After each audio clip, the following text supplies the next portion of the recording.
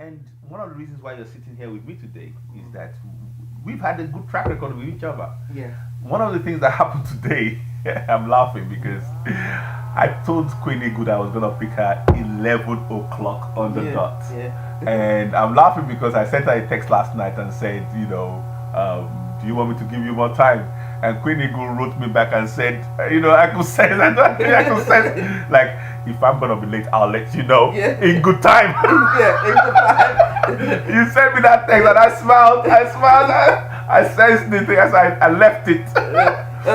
Actually, the text said something because I can see that. I know you're a stickler for time, so so I understand that. We've had many occasions where I have not been on time in my bag. I take responsibility. But I am a stickler for time as well. Yeah. But I did say, unless there's a major catastrophe. Yes, you will be there 11 a.m. Anyway, ladies and gentlemen, I drove onto the road 15 minutes to 11 today, fully ready to just sit in my car because you see, if you're gonna be on time somewhere, there are strategies that you have to employ. Yeah.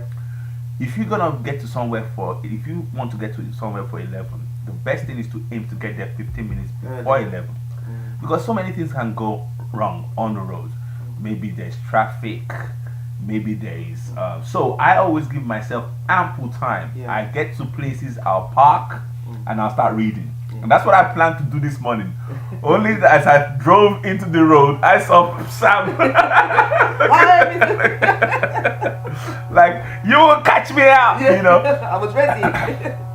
So timekeeping is very important. Yeah. It's a respect thing. If somebody can't keep good time, they're telling you that they don't respect themselves, that they can't get themselves organized, and they don't respect your time either. And if people cannot show that respect for their own self, they cannot extend it to somebody else. So I think timekeeping is something that you have to be mindful of at all times, and it's also integrity. If you say you're going to do something, do it. Obviously sometimes things happen and you can't, but in good time you can inform. There's many ways of informing nowadays. There's email, telephone, you can do anything to get a message across, but don't leave people hanging. But timekeeping, always be early so that you're on time and ready. Excellent. And I'm glad we're on this topic because the strategies, going further into the strategies, is looking at things like Sam spoke about. If you want to call that you're gonna be late, call in good time before. Mistake many people make is that we're meant to meet at 1. You're not texting me. You're not texting me even 1:05 that I'm late. Of course I know you're late. Yeah, of course I know you're not on time. What's the point in texting me? But if you text me an hour before and you say, "Oh my goodness, there's traffic. Oh my goodness, my car broke down. Oh my goodness," of course nobody will say, "Oh, what?" No one in their right mind will say. Everybody understands that. Where it goes wrong is when your car breaks down, you didn't say anything. Yeah. When the traffic was holding you up, you didn't say anything. Then you're late. You're now saying, "Oh, my mother-in-law did this. Or my child did that." Not good enough. Not good enough. Yeah. And the important reason why we do not accept that in any way, shape, or form in the Connect Me family is this: we are looking to be an example to the rest of the world. And I'd like to actually say this, like when we're having meetings, right? Everybody that is part of the Connect Me, collective, has chosen to be there. So you're supposed to be of like-minded character, So everybody's given a chance. When we're having meetings, maybe we might not say, "Okay, I'm going to ask you to speak at this meeting." Maybe it's something that will, when you're there, we'll say, "Look, Johnny, please say a few words. Please come up and say a few words." Now, if Johnny's going to be late, an hour late, and we don't know, then we cannot put a counter-action plan. We cannot ask somebody else because we're waiting on Johnny. So things can collapse. Not every time do you know what is set out and planned. But what was planned was for you to be there at 11 o'clock. So be there at 11 o'clock. And the important thing about that again is this. You see, remember I said that we in Connect Me, we're an example. It's notorious in Africa that people come late. So we've coined the phrase African time. And let me tell you my quick story about my time thing. When I was in Amway, which was in network marketing, I was with some white brothers. And they said, we're going to meet at 3. And I said, yes, okay, we're going to meet at 3. And one of them looked at me and went, ha, ha, ha, ha. For you, that's 3:30 or 4. Yeah, 4 o'clock. Yeah. And I'm like, what? I took offense straight away. I'm like, what? Are you trying to tell me I'm going to be late? Ladies and gentlemen, maybe I was even going to be late. But because he said that, yeah, it just made me think, they've just taken it for granted that because I am black, yeah, I'm going to be late. yeah. This was in the 1990s, maybe 1994, that this guy just jokingly said that. But it hit me right in my gut that these people are expecting me to fail. Yeah, before you started. Before, you know what I'm saying? Yeah. And we were contemporaries. And I just thought, I'm going to show you people. And from that day, I promised myself that never again will anyone expect me to be late like those guys. Now, good news was that over time, I proved it to those guys that they made a mistake, and they took it that, okay, and what they used to say is that every black man is late except Philip. You know, well, at least we got, you know. Now, what we're doing now is that we're bringing more people to have that kind of track record. Yes. And that's where examples start. Let me give you another quick story. I was in Amway again, and this is Amway, because I learned a lot from that setting. And people were on stage, and everyone said, we've got people from Germany here, and people from Germany, everyone stood from Germany. Hey! They sat down. We've got people from Scotland there. Scotland people too went, hey! You know how they do it? Yeah. They went, we got people from the States, United States of America, when they woohoo! Yeah. I don't know what I'm saying. They went, we've got people from the United Kingdom. We went, hey! We got people from Estonia. Whoa! Guess what? After a while, I got up and I went, Nigeria! And everyone went, ooh. Well, you represented Nigeria on your own. Ladies and gentlemen, I had my younger brother Leia sitting beside me and Julian, and both of them went, oh, shame. I was the only one standing. And I'm telling you, this was an auditorium of thousands of people. Yeah. And I went with my loud voice, I went, Nigeria!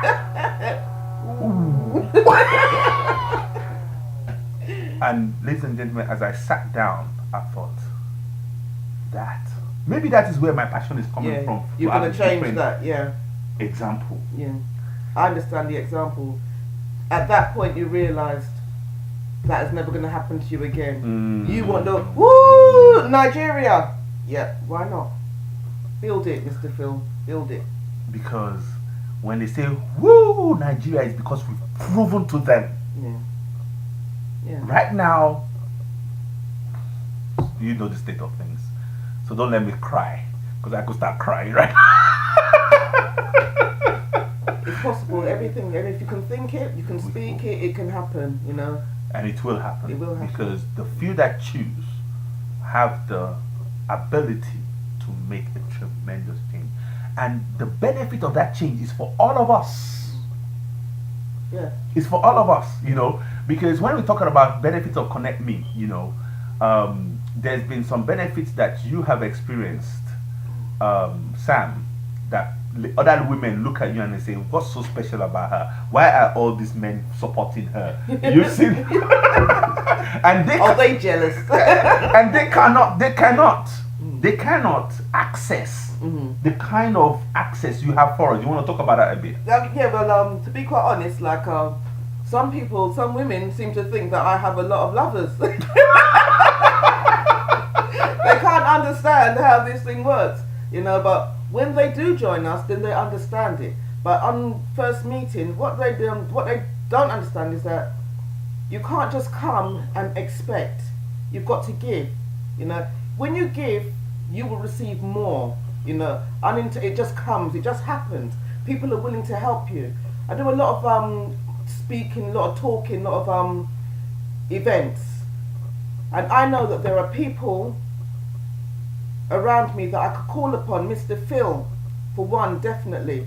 Zari, they offer their skills and they help me, to build what I'm building within our community, right? Other people see this and say, oh, they've got the great Mr. Phil, the great Zari, she's got them there speaking. Afterwards, they will go and approach Mr. Phil and Zari and say, well, I'm having a little meeting and I would like you to come and speak. No, it doesn't work like that. And No. I want to don't understand is this, and let me break it down a bit.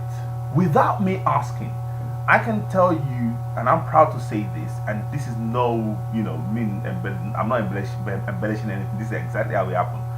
Sam, that you sit right here, is the first lady, the first woman in the UK that saw me speak and took it upon herself to book a restaurant, print flyers, invite people to come and listen to me speak, organize the event. Yes. You are the first person. Yeah. I did not ask you to do that. I did not beg you to do that.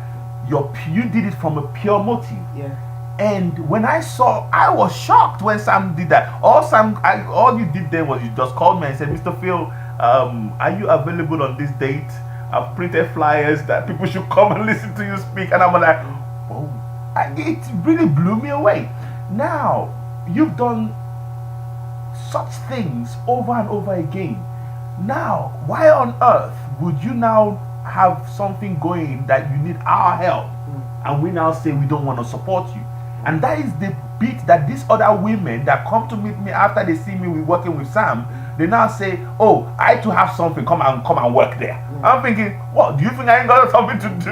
Yeah. You think I'm just They think, little old me, how did that, if she can manage to get them, I'm so great myself, so if she can get them, I can get them. Well, no, you have to invest first, you have to have pure motive. Thank you, invest.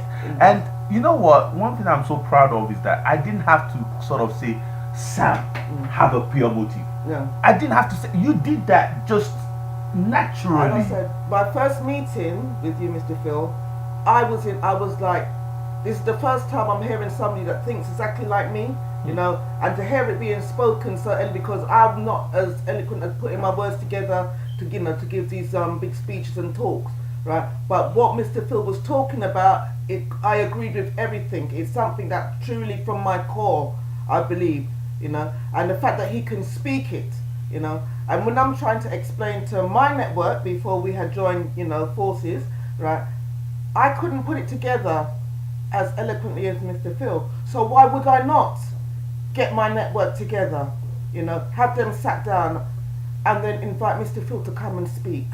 Why wouldn't I? I can't do that myself. Mr. Phil can, So it's a case of utilizing each other's skills, getting together, So helping each other. We're connected. Amen. Yeah. Connect me style. Connect me style. Yeah. Now, the amazing thing about that is that you see the power that can come out of us working together, in the sense that, you see, one thing I realized on this journey is that I don't have to be great at everything. I just have to know and be connected with people that are great at things that I'm not great at. Yeah. You see, we've walked this miseducation, and I call it miseducation, for so long, that this one-man band mentality. Yeah. And that's why you see so many black businesses. So, They fail and they're comical. yeah. Because he starts a business, he's the secretary, he's the cleaner, he's the Jack of all trades, master of none.